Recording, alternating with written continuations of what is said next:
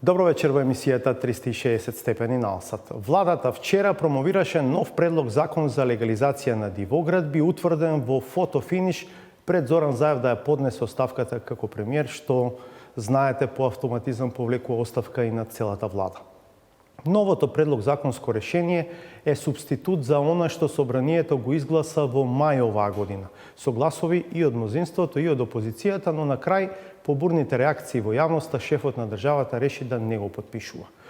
Од владата тврдат дека во меѓувреме реализирале широк консултативен процес со вклучување на сите засегнати страни и дека новиот предлог закон ги зема предвид забелешките на адреса на претходното решение. Но веќе има реакции за овој повторен обид, например од професорката Мирјана Најчевска, која смета дека ова е закон со кој се промовира неправо. Нема правна држава во која одново и одново се врши легализација на бесправно изградени објекти. Не ни треба Бугарија за да не влеземе во ЕУ. Ние сами со секоја своја постапка градиме зид кон ЕУ, вели Најчевска. Ова е централната тема на која вечерва ќе разговарам со министерот за транспорт и врски во оставка, Благој Бочварски. Ќе зборуваме и на други прашања. Ќе видиме реклами, па интервјуто со Бочварски.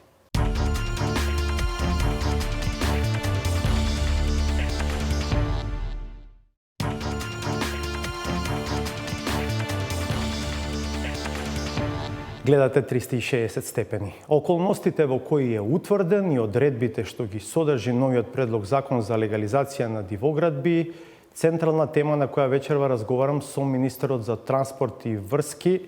Морам да додадам во оставка Благој Бочварски. Тоа е статусот ваш во овој момент, така? Така, со оставката на председателот на владата, во оставка и целата влада. Благодарам што сте дел од 360 степени. Се разбира, тоа не ја намалува вашата релеванција да разговараме на темата за која што реков дека вечерва сакам да дебатираме. Моето прво прашање би било, министре, може ли собственикот на кафе барот Фонтана, овде ние во комши кај Мавровка, например, да реши да ве тужи затоа што бил доведен во нерамноправна положба? Него го уривавте затоа што градел на диво, сега ќе легализирате едно чудо други кои што граделе на диво. Во ситуација кога градежен инспектор на одредена општина констатирала неправилности и бесправно градење и тој записник од тој увид е доставен до општината, а во ситуација кога општината не може да одбере фирма која што ќе ги извршува ваквите постапки, односно ќе отстранува бесправно изградени објекти, во таков случај, имајќи во предвид и сите состојби кои што беа тогаш во јавноста и реакциите и заради тоа што општината во тој момент беше немоќна да го реши прашањето, а имаше волја да го реши, тогаш владата постапи и излезе во пресред бесплатно да помогне преку јавното претпријатие за одржување на магистрални регионални патишта и да го отстрани тој објект кој што нелегално се градеше. Имате објаснување, работата е колку беше фер, еве низ денешна призба на вистина, колку беше соодветен тој пристап? Па не е тоа единствен објект, се има трушено многу објекти во многу општини кои што се граделе нелегално, но ситуацијата на терен многу не знам дали е точно. Па секоја општина може точно да каже колку објекти отстранила, извршила. Има објекти кои што се граделе во зони на заштитени подрачја, зони на заштитени појаси каде што се водоснабдува одреден град, каде што граѓаните пијат вода. И такви објекти на вистина не е дозволиво да бидат на таква позиција и општините реагирале. На истата тема, може ли тие што во меѓувреме граделе легално со платени комунали и според јасно утврдени детални урбанистички планови, тие да решат да тужат? Да кажат, ние бевме доведени во неравноправна положба? Денешниот закон кој што го промовираме и кој што го поминавме на влада, а ќе оди на дебата во собранието, не ги става во равноправна позиција оние кои што бесправно граделе со оние кои што граделе согласно законот за градење и согласно урбанистичко-планските документации, заради тоа што овие кои што бесправно граделе со овој закон се казнуваат со плаќање на дополнителни пенали и со тоа ги ставаме во позиција да бидат казнети со 50% поголеми комунали од редовните или 100% доколку се работи за објект поголем од 80 метри квадратни. Со тоа ги ставаме во заштита оние кои што граделе согласно законот за градење, а секако дека со овој начин сакаме да придонесеме да ги одвратиме понатамошните намери да луѓето градат бесправно, бидејќи ќе мораат да платат ваков тип на пенали во согласно овој закон. Архитект сте, водевте општина, сега овојте ресор во чија надлежност е урбанизмот. Да, ќе платат казни, ама нередот на терен ќе остане, министре. Ако е изграден објект надвор од планот, од урбанистички план, нередот таму останува, ако нема до таму улица, ако нема друга инфраструктура.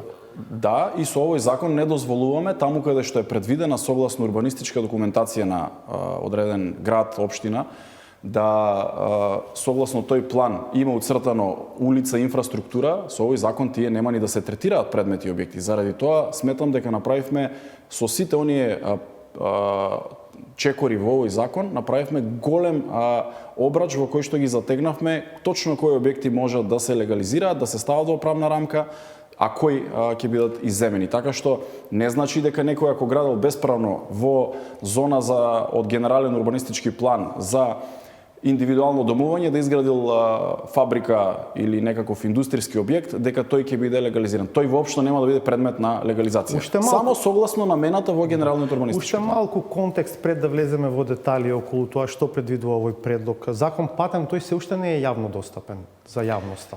Овој закон е усвоен на влада и веќе претпоставам дека е препратен во собранието. Ние на првата наредна седница ќе бидеме повикани. Ќе го дебатираме и ќе биде веќе практично во рамките на собранието. Сакам да кажам, делумно со хендикеп влегувам во овој интервју, бидејќи се раководам од она што вчера го кажувавте на пресот, немав можност самиот да го видам законот. Може ли да го наречеме ова последниот голем проект на Зоран Заев? Бидејќи реков и во генералната најава, речи си во фотофиниш на издишување на оваа влада е утврден предлог законот. Зошто брзаше Заев пред да даде оставка да мора да се утврди ова законско решение? Прво, владата не е на издишување, не се согласувам, бидејќи оваа влада продолжува континуирано да работи и секако ќе има нов мандатар од СДСМ кој што ќе предложи нова влада и таа влада ќе продолжи да ги спроведува политиките. Од друга страна, сметам дека ова не е последен голем проект, туку е само еден начин на решавање на големи проблеми на граѓаните, на голем број на граѓани во државата, заради тоа што таквите објекти постојат во државата. И ние тргаме од овој аспект, дека такви објекти веќе постојат, како влада сме должни први, секако и собранието е овде да дискутира и да бара решенија за таквите објекти.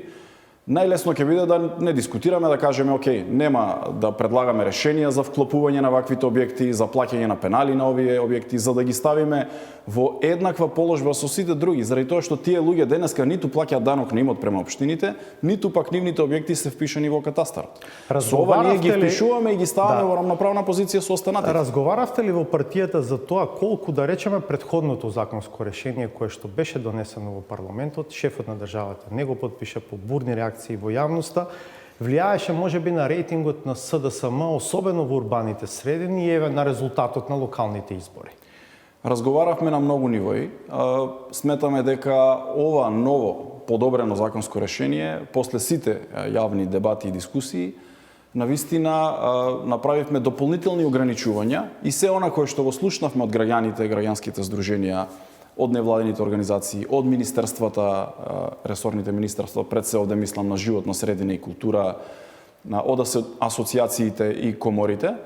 На повеќе средби овој закон се дискутираше некаде пролета, во мај месец, во јуни, во јули, денеска сме веќе декември и време е кога треба да излеземе со новото подобрено решение. Токму поради тоа сметам дека со сите оние измени, дополнувања кои што ги направивме на овој закон, отклонивме голем дел од прашањата кои што беа тогаш тема на дискусија во јавност. Мислите дека имаше влијание тоа на рейтингот на СДСМ, па и на резултатот на локалните избори во урбаните средини?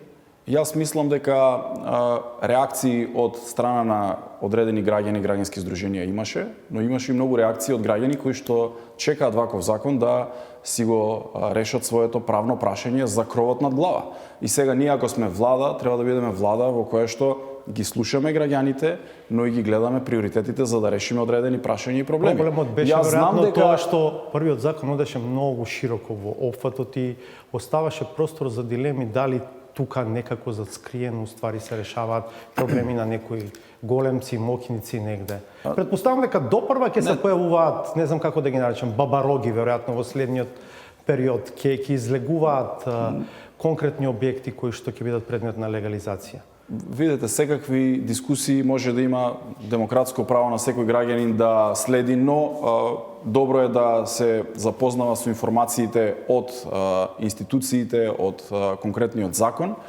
да не се шпекулира заради тоа што шпекулациите не му помагаат на никој. Сметам дека со и претходниот закон кој што беше донесен, а не беше подпишан од претседателот, беше многу по-рестриктивен од првиот во 2011 година, а ова решение е уште по затегнато, со по-конкретни чекори во насока на заштита на животната средина, на влијанието на УНЕСКО, на прашањата на двостепено скалесто плаќање на комунали и казнени пенали за овие кои што ќе легализираат, да не се дозволи да се легализираат објекти на идни планирани улици во градовите, да не се дозволува во секоја зона секој да може да легализира, и тоа е стабилизирано. Ја цитирав Мирјана Најчевска во генералната најава, вели ова е закон што промовира неправо. Како го коментирате тоа? Овој закон е закон кој што треба да реши прашања на веќе постоечки изградени објекти кои што не ги третира законот за градење. И јас веќе го кажав и во претходниот мој став кој што го изнесов овде, дека ние можеме и да не го носиме овој закон. И овој закон да остане. Но прашањето е како Техничкиот факултет во Битола, кој што неодамна беше легализиран, тој е објект граден по сите стандарди, со сите одобренија за градење во поранешната држава Југославија. Но при формирањето на Агенцијата за катастар на недвижности, тој објект не е упишен во катастарот, заради тоа што е изграден, редовно изграден, не е тоа диво изграден објект. Редовно изграден објект кој што го нема на имотен лист. Факултетот не може да направи реконструкција на кров, на прозори, на дворното уредување. И тој објект чекаше легализација, замислете. Такви објекти има во државата стотици. И тоа се објекти... Зошто со претходниот закон не е легализиран? Тој конкретно е легализиран со претходниот закон, но го земам за пример како одредени објекти изградени согласно процедури и закони го чекале и тој претходниот закон, а се уште има такви објекти од инфраструктура, улици, патишта, водоводи. Сега убаво што го споменуваме претходниот закон. Новиот доаѓа само 10 години по претходниот. Како да веруваме дека сега ово е последен во следните 100 години, да речеме, како што вела дека можеби има некаква логика да се прави легализација, бидејќи ако следува нов по 10 години, тогаш во меѓувреме ќе се намножат уште едно чудо дивоградби, министре. Најправин, едно од клучните прашања кои што во овој закон го решивме и го вградивме е аспектот дека претходните закони велеа вака: секој собственик на бесправно изграден објект ќе поднесе изјава кај нотар дека неговиот објект е граден пред 3.3.2011 година.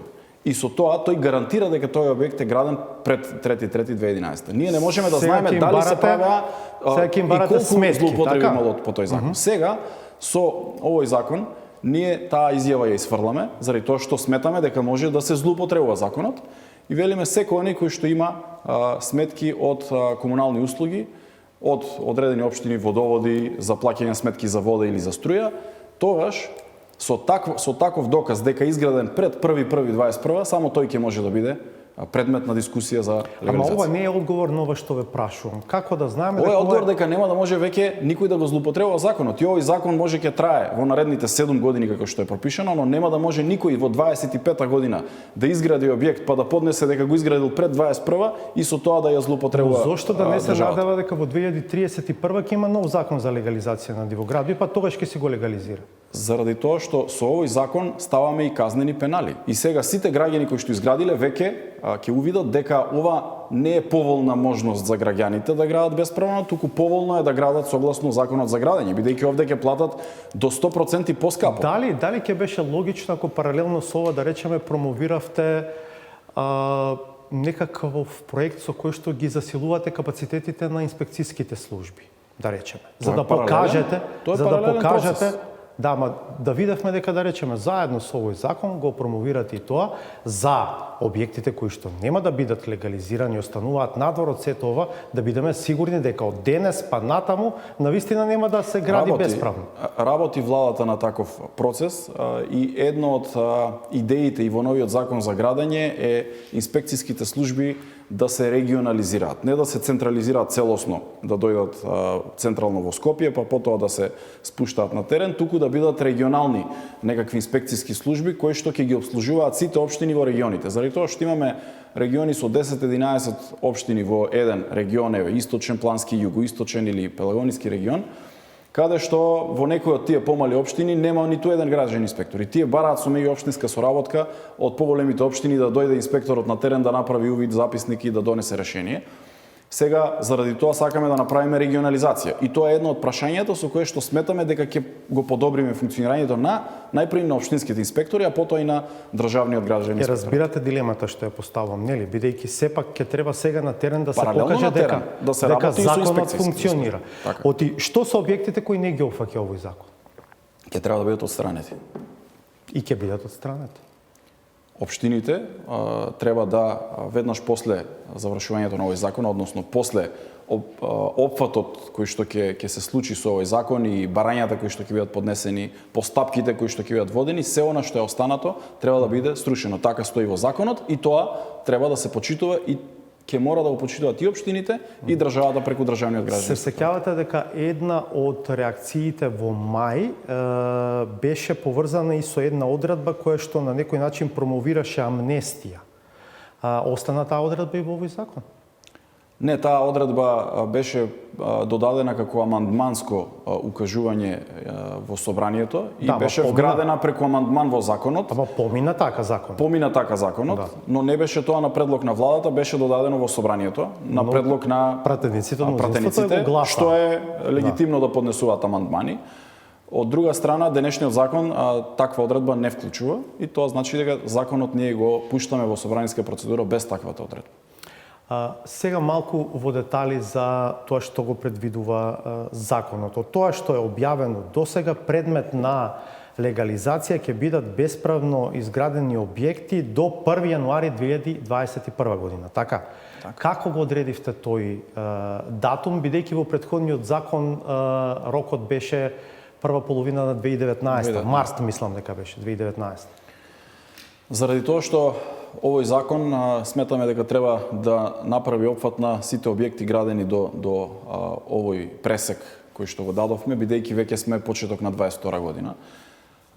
Само да подсетам дека ние во претходниот закон кој што не беше подпишан од претседателот, имавме ставено рок, но во собранието преку дискусија тој рок беше отстранет и беше ставено дека ќе можат да легализираат објекти сите заклучно со до настапувањето на сила на тој закон. Тоа значи дека до самиот почеток на законот, секој кој што изградил таков бесправен објект, што значи дека тоа може да значи и продуцирање на нови објекти додека се носи законот. Овој закон, не случајно го ставивме рокот 1.1.21, за да не луѓето посегнуваат сега да тргнат да градат, бидејќи со овие сметки од услуги нема да може секако да бидат впишани во катастарот. Што на тие на кои што им било дошепнато, да речеме, дека ќе има такво законско решение? Токму поради тоа го враќаме назад една година, 1.1.21. Колку и да било дошепнато, 1.1.21 Ама вие сте на година. власт од средината на 2017 година. Да. Сигурно не планиравме во 2017 година дека ќе се носи нов закон кој што ќе почне со рокот 21 година. Ние, впрочем, и вие како што кажавте, рокот на претходниот закон кој што беше изгласан беше 2019, бидејќи беше започнат да се работи во тој период во текот на 2020 и влезе во собраниска постапка во 21 година. Бевме сведоци на практично сме 22 година. И јавно експонирани на многу дрско, безобразно однесување на поединци на терен, на она апла градење на огромни објекти надвор од тоа што го предвидуваат деталните урбанистички планови без одобрение за градба. За тоа повеќе зборувам, но веројатно ако се држите до словото на законот, тие големи објекти нема да бидат легализирани, затоа што законот се однесува само на објекти за индивидуално домување, означени со А1, така? Да. А2 се исфрлени, големите стамбени згради и стамбени комплекси. Објектите потоа ги зонираме согласно зоните во кои што се наоѓаат. Например, имаме зони за строга заштита, зона на активно управување, кои што ни ги утврди животна средина Министерството. Тие зони секако се недозволиво и нема да може да влезе таков предмет тоа да е во биде заштитените подрачја. Постапка. Тоа е во заштитените подрачја. Потоа Министерство за култура ние консултиравме што е тоа кое што е најважно согласно нивниот закон, да биде заштитено, да не може да се легализира таков објект. Нивниот став е дека поединечни добра и археолошки локалитети е нешто кое што не смее по овој закон да се третира како објект кој што ќе биде во постапка за легализација. И тоа е исфрлено.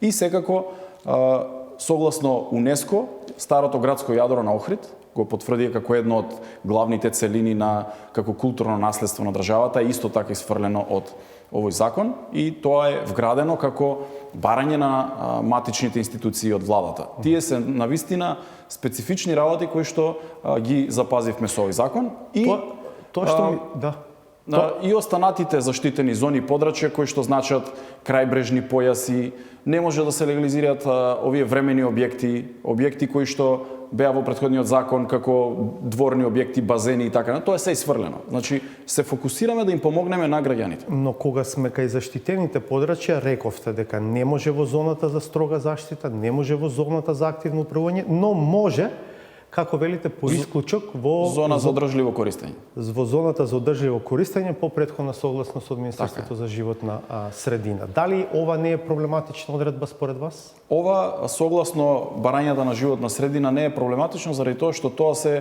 одредени села и населени места во подножијата на планините на овие зони, каде што реално живеат, тие функционираат такви населени места и села и доколку тоа го забраниме, тоа е нешто каде што функционира системот и таму се градело, се гради и не е воопшто спорно. Спомнувано, например, и викенд на селбата на Попова шапка дека ќе го опфати. Да, значи националните паркови се исфрлени од овој закон, ги заштитуваме, но националните паркови се поделени исто така на овие 4 зони. Строга заштита, зона за активно управување, зона за одржливо користење и заштитен појас. И ние велиме да, во националните паркови строга заштита и зона за активно управување не е возможно да се става во правна рамка објект од овој карактер. Но тоа не важи за викенд на селбата на Попова шапка. Таа е надвор од овие две зони. Видете, јас сега вчера имаше и прашање во текот на пресконференцијата.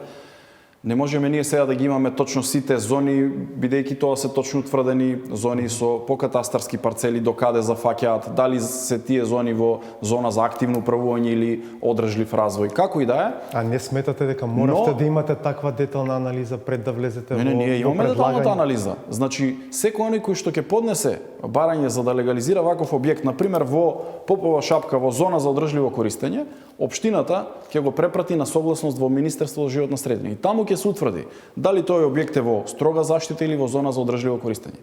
Ако е во строга заштита, ќе биде исфрлено и нема да може да биде процесуирано како предмет. Ако е во зона за одржливо користење, ќе мора да добие прво согласност со животна средина, а потоа да може да оди на... Вчера имавте прашање и за едни спорни викенд куки кои што се градат кај Леуново, имаше прашања за матка, дали успеавте во меѓувреме нешто да проверувате од тоа, што покрива, што не покрива овој закон? Се отворат многу прашања, например, таквите типови на објекти урбана опрема, помошни објекти, времени објекти, монтажни објекти не се во овој закон, исто така се исфрлуваат од законот. Ако зборуваме за некакви... Не може да се легализира. Не може да се легализира. Да, тоа е одговорот на генерално за сите вакви типови на објекти. И останатите објекти за кои што прашува, не можам да тврдам заради тоа што дел од тие, јас колку што имам информации од општината, се имаат соодветни урбанистички документации. Тие воопшто не ни треба да одат. Ако има урбанистички план и постапка за одобрение за градење, тие нема да одат во постапка за закон за бесправно изградени објекти. Тоа што ми се чини интересно и веројатно е нова одредба е дека еден барател може да легализира само еден објект. Да, и тоа беше едно од барањата на граѓанските здруженија согласно сите дискусии кои што ги водевме, за да на некој начин спречиме одредена експанзија или барање на еден барател по повеќе објекти да легализира и секако лицата со пониски примања. Овде морам да кажам дека го зголемивме опфатот на оние кои што нема да плаќаат. Може ли тоа да го објасните? Вчера опериравте со терминологија која што велеше дека од плаќање на доместо ќе бидат ослободени лицата со нето приход до 180.000 денари на годишно ниво. Сега, што значи во таа смисла домакинството, да речеме, или ова се однесува само на поединец, на физичко лице? Ова е за поединец, за барателот, кој што поднесува барање и согласно законот не само оние кои што се социјални случаи или примаат социјална помош, туку сите кои што имаат некаде грубо минималната плата во државата, 180.000 денари нето приход по член годишно, односно тој кој што е барател. За да ми биде појасно, во семејство во кое што сопругот има примање над 180.000 денари, а сопругата нема, може сопругата во име на семејството да го поднесе барањето и да не плати надоместок? Доколку е барател лицето кое што има под 180.000 денари, да, ќе го опфати овој дел да не плаќа надоместок. Добро, зошто диво изградените верски објекти ќе се легализираат без надоместок? Барем така вчера рековте. Вакви одредби не само по овој закон, вакви одредби има и во редовните законски процедури. Општините ги ослободуваат верските заедници од плаќање на надоместок и сметаме дека не треба да ги обврзуваме, бидејќи се работи за објекти од верско значење, да кажеме, еве, за на било која вера и да припаѓаат тие објекти на било која од овие Ама и таму имаше известно дивење, да речам, ник на објекти на кој каде ќе му стигне.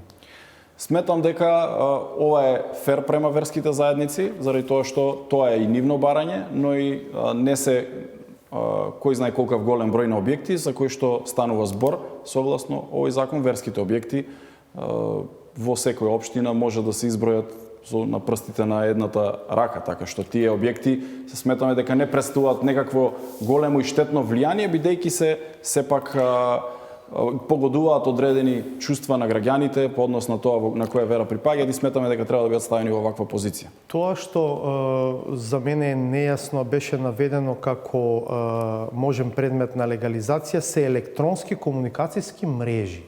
На што се мисли? Тоа се сите оние електронски комуникации, кабелски инсталации кои што поминуваат низ сите градови, тоа се оптички кабли, тоа се кабли за на овие компании кои што имаат телекомуникацијска опрема. И тоа е се досега на диво правено, министре? Некаде, предпоставувам, имаат и одобренија, но тие има позиции каде што веројатно и не се опфатени со постоечките закони. И ние го консултиравме и АЕК и сите останати институции каде што имаме позитивно мислење дека ваквите комуникацијски инфраструктурни објекти треба да бидат запишани во катастарот, бидејќи многу често се случува при изградба на одредена улица, канализација во одредена општина, да се оштетуваат ваквите кабли заради тоа што луѓето не ги гледаат во катастарот. Кога ќе ги имаме впишено, ќе знаеме точно на која позиција каква инсталација има за да се внимава при постувањето на одредена друга инсталација. И уште еднаш на ниво на информација заради публиката. Ако законот помина вака како што е предложен сега, од моментот на влегување во сила, граѓаните ќе имаат период од 6 месеци да поднесат барање. При тоа предмет на можна легализација се објекти за индивидуално домување. За оние до 80 квадрати ќе се плаќа надоместок според тарифата во конкретната општина плюс 50% како казна. Така. А за тие над 80 квадрати практично дупло ќе се плаќаат комунално, бидејќи казната е 100%. Така? Така. И тоа е практично основното решение. Решивме да биде двостепено поставено плаќањето на комунален надоместок, заради тоа што оној кој што има поголем објект или тоа е одреден луксус, тогаш ќе се плати повеќе казна, заради тоа што не може некој да става во правна рамка да легализира објект од 200 квадратни метри, исто со оној кој што сака да добие кров над глава со 30-40 метри квадратни. Бидејќи веќе почнуваат да стигнуваат прашања од засегнати граѓани, ќе ве прашам, што со постапките кои што веќе се во тека се поврзани со претходниот закон за легализација на дивоградби?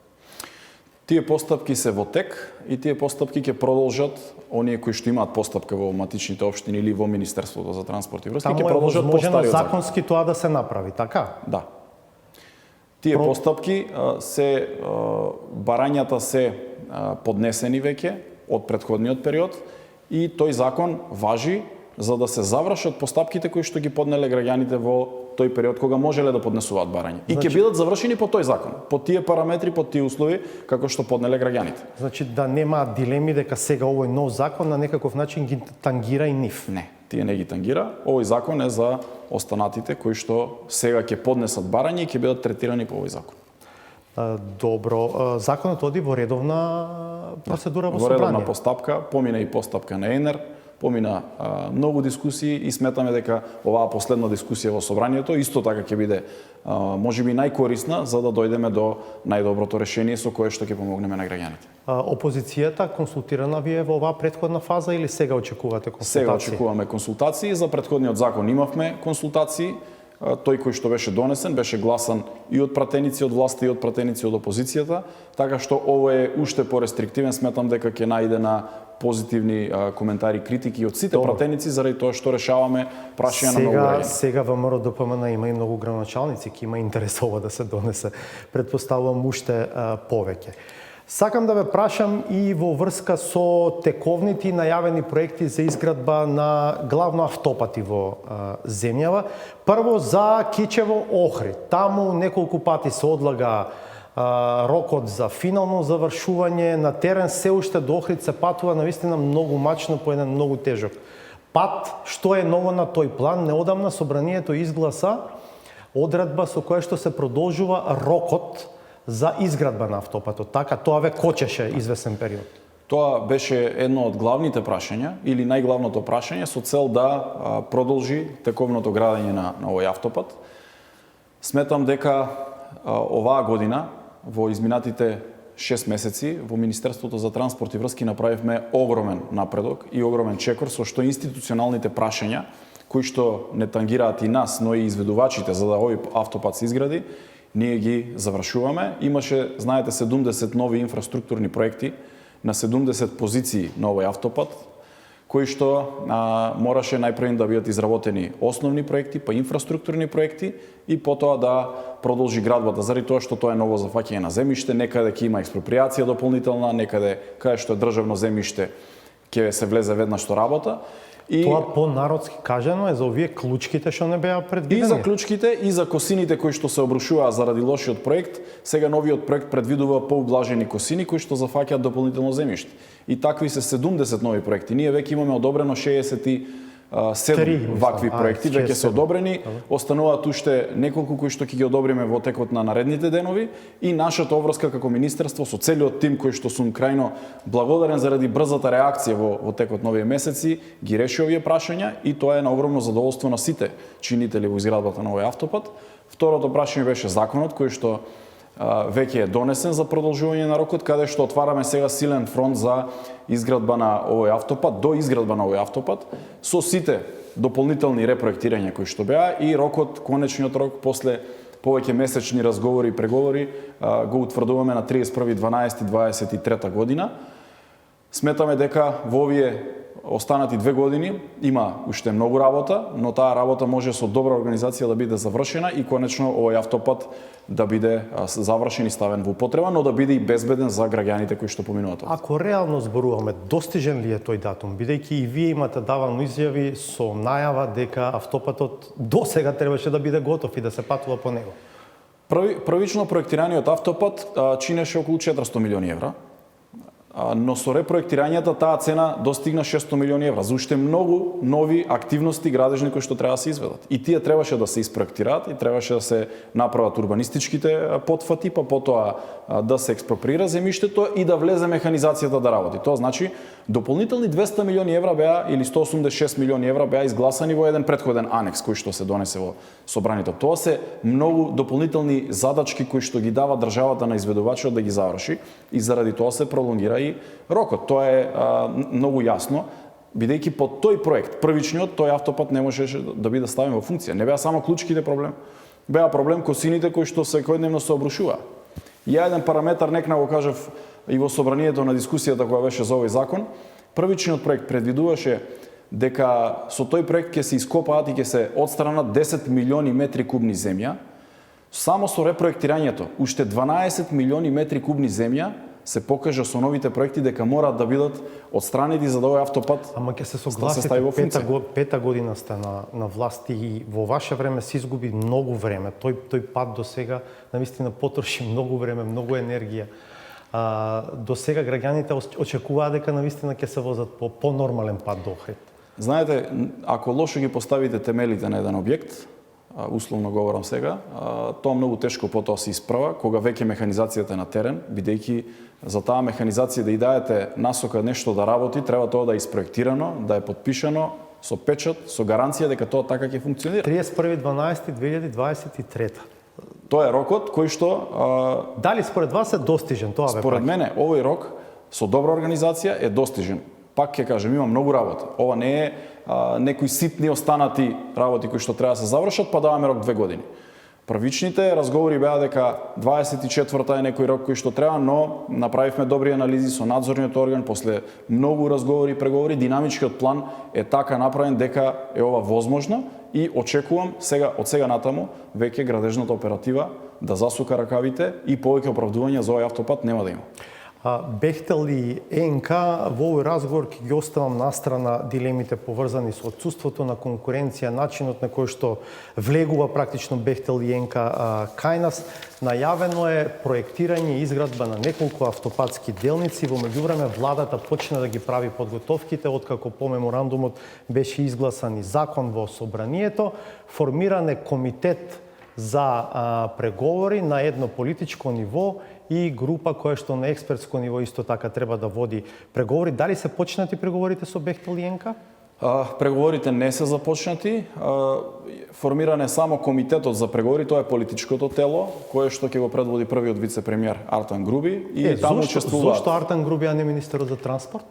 Јас учествувам во тоа тело. Зошто не го водите? Заради тоа што е вице-премиер во владата и тој ќе води, ќе координира целата работа, а секако дека внатре ќе бидам присутен јас во тоа тело и директорот на јавното претпријатие за државни патишта, вице-премиерот за економски прашања и вице-премиерот задолжен за корупција и човечки ресурси Лјупчо Николовски, секако и неколку други министри од владата и представник од опозицијата. Владата веќе побара од најголемата опозициона партија од собранието да биде вклучен член кој што ќе биде во овој политички тим, кој што ќе работи во идниот период, а секако овој политички тим ја очекува постапката која што наскоро ќе биде распишена во јавното претпријатие за државни патишта за избор на консултантска компанија и надзорна компанија која што од самиот избор до конечното завршување на сите овие 4 делници ќе ја следи работата, но и првично ќе преговара на техничко ниво и тоа ќе биде огромен тим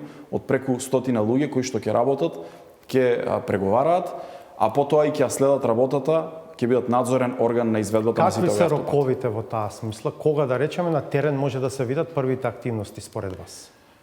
Моите очекувања се дека најпрво треба да имаме успешна постапка за избор на консултантска компанија, која што ќе биде суштинскиот преговарач или техничкиот преговарач во наредниот период. И моите очекувања се дека доколку постапката заврши на пролет 22 година, април-мај месец, и се склучи договор со таа консултантска компанија, веднаш ќе влезе потоа во преговори со компанијата Бехтел. И овде преговорите ќе траат, се додека нема конечен договор, овој закон не е практично во функција. Од моментот доколку се склучи договор со оваа компанија, кој што потоа поминува преку овој преговарачки комитет и преку владата, потоа кога ќе се склучи договорот, доколку тоа е прифатлив договор за државата, тогаш ќе се започне на терен. Моите очекувања се дека во текот на наредната година веќе треба да имаме градежни активности на овие делници. Добро, тоа сепак не е многу далеку. Која прва делница ќе се гради? Нема сега да одредуваме која прва делница ќе се гради. Таму треба и да се проектира пред се, да се поминат сите овие филтри, проектирање, урбанизам и одобрение за градење и градење. Добриот аспект е тоа што компанијата ќе проектира и паралелно ќе работи. Значи може да отпочне една делница, една секција која што ќе испроектира и веднаш ќе влезе да работи, а паралелно со тоа ќе продолжи со проектирање на друга секција. Таму се 3 делници предвидени, 4. така? 4. Тетово, Гостивар, Букојчани. Тетово, Гостивар, Букојчани, тоа се дел од коридорот 8 и Струга Ќафосан. Делницата исто така од коридорот 8 и Битола Прилеп на коридорот 10D. Добро, што е со Момин поток Блаца? Таму првата делница се работи, има одредени дополнителни работи кои што се непредвидени со проектот, се појавуваат како дополнителни прашања за репроектирање и тоа веќе се работи и е во постапка во јавното претпријатие за државни патишта. таквите прашања редовно се санираат, јас би рекол, на секој автопат кој што се гради, на секоја нова делница која што се работи, а во постапка сме за распишување на тендерска постапка за избор на компанија која што ќе продолжи да ја гради втората фаза. Значи, завршува проектирањето, привршува проектирањето на втората делница и ќе биде распишана постапка за избор на најповолен изведувач за втората делница до Скопје. Ве најавив како министер во оставка, неколку дена поред слушаме ваши изјави, не знам и дали треба да ве прашам воопшто, можеби повеќе политички ќе ве прашам какви ви се очекувањата од овие промени кои што се случуваат и во СДСМ, а очекувано и во владата. Му давате ли шанса на новиот мандатар, бидејќи факта дека во политичко-идеолошка смисла навистина Димитар Ковачевски е непознаница за пошироката јавност? Најпрвен, партијата треба да се реструктуира и новиот председател да добие шанса и да добие поддршка од секој еден член на партијата, заради тоа што е вредно. Дали вие лично сте во игра за дел од раководството во партијата? Бевте едно време подпредседател. Видите, јас сум член на извршен одбор од 2013 година, бев и подпредседател во еден период, денеска се уште сум член на извршениот одбор и воопшто тоа не е една од темите за кои што размислувам каде и на која позиција се гледам.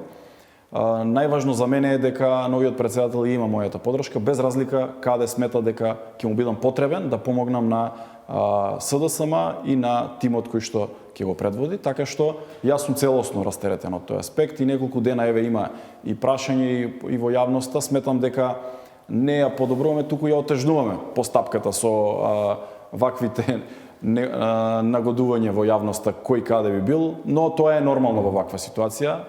Сметам дека треба да добие шанса новиот председател, треба да му пружиме шанса сите за да му помогнеме и сметам дека ќе го направи најдобриот тим со кој што СДСМ сигурно ќе продолжи да победува на наредните избори. Дел од министрите што најавија заминување, меѓу нив конкретно еве Радмила Шекеринска, имаше изјава во која што рече заминувам од владата затоа што ниту ја разбравме пораката од граѓаните, ниту ги научивме лекциите во изминатите години. Што мислите вие за тоа?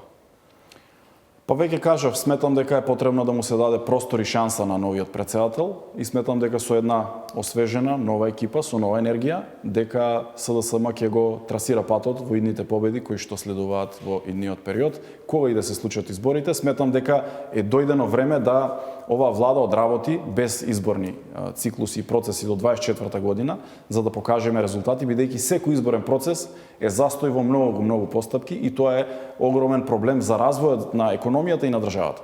И сега е време да покаже оваа влада што ќе направи, бидејќи ни остануваат чист период од 2-2,5 години да продолжиме со работа. Ако не е министер, што ќе биде Бочварски? Тоа ќе одлучи идниот мандатар, кој на која позиција ќе биде поставен. Јас веќе кажав, не се оптеретувам со позиции и со функции. Важно е да СДСМ го добие. Имам и приватно каде да одам. Вие пак ми изборувате за јавна позиција. Мислев приватно дека ќе ми кажете дека ќе одите да работите.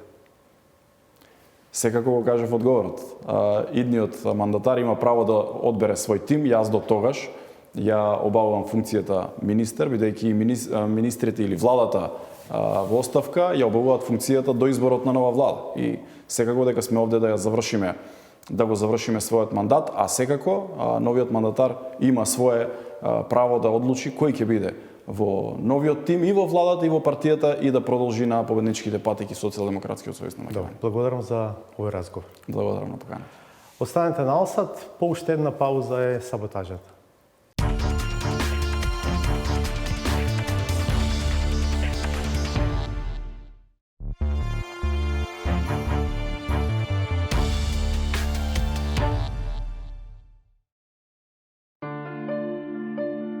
Наместо да ги поврзува и да создава кохезија и континуитет, објектот предвиден за таа намена служи за нерационален подсмев и е предмет на интензивна операција за декласирање не баре залуден, па дури и погрешен, безразработен концепт кој води во нечија спална соба. Во куќа завршува. И сега е мост за ловење риби, одличен. А чини едно чудо пари, градот зел кредит за него. А сега е одличен мост за ловење риби, бидејќи е нефункционален. Тука кој е крив? Постојаното трагање по виновници сепак не секогаш носи кон вистинската адреса, отиако ништо друго, а тоа се разбира не е ни толку малку. Е чин кој очекува да биде реализиран веќе 40 и кусур години и како последен во низата, која го предвидувала не е никој друг, туку луѓе од непосредното обкружување. Затоа јас во мојата изборна програма, Ивица Коневски, во неговата изборна програма предвидовме еден најголем капитален проект за овој дел од градот Скопје, а тоа е продолжување на булеварот Асно, овде од хотел Русија, према Вардар, мост на Вардар и понатака спојување со раскрсницата на улица Беласица покрај Скопскиот сајм. Тука кој е крив? Веројатно во тоа се немало навремен увид, па и избраната во стилот турни ме да кинисам, кукајќи над собствената судбина, решава напрасно да го прекине за потоа на ист начин да го продолжи, ама без јасен увид за вината, туку со однапред утврдена и посочена одговорност. Некој отпочнувал проекти за кои што ниту знаел како ќе ги реализира. Имате над 170 неекспроприирани имоти, незавршени имоти и имотно-правни спорови во овој дел, особено ако ме прашувате во делот на мостот на Асно. Тука кој е крив? Не дека е китка за мирисење, ма стои запишано дека барем се трагало и се планирала некоја солуција која можела драстично да ги намали трошоците, која за жал не успеала затоа што некој со однапред утврдена политичка агенда го стопирал решението и го вратил во рикверц. Наместо 20 објекти да бидат експропирани, се проби алтернативно трасата, не врати оригинално на експроприација на преку 180 објекти, со што целиот проект на поврзување на општина Аеродром, општина Газибава преку Керамидница го направија поскап за околу 8 милиони евра. Тука кој е крив? Затоа повеќе или помалку да се подразјасни, постојат јасни сведоштва врз основа на кој се утврдува кој и зошто одлучил да се спротистави. И за сето тоа се криел можеби со право, зад интересот на стотина собственици, а не на стотини илјади скопјани кои ќе треба да го користат. Сега проектот е во почетна фаза, а на жителите на Керамидница им се понудени многу ниски суми за експроприација на објектите, односно цена од по 400 до 500 евра за метар квадратен. И на крајот, кој навистина треба да има чувство и да преземе одговорноста за се што се случувало во минатото. За еднаш за секогаш да се тргне кон иднината. Тука кој е крив? Тито е крив? Јованка да не е крива случај. Кој е крив? Продолжувајќи да се врти долгата листа на историски неодговорени прашања, не е реално да се креира надеж дека ќе се случи тоа што толку долго време се бара. Да се сврти нова страница. Пријатно до понеделник во 22 на Алсат следуваат вести.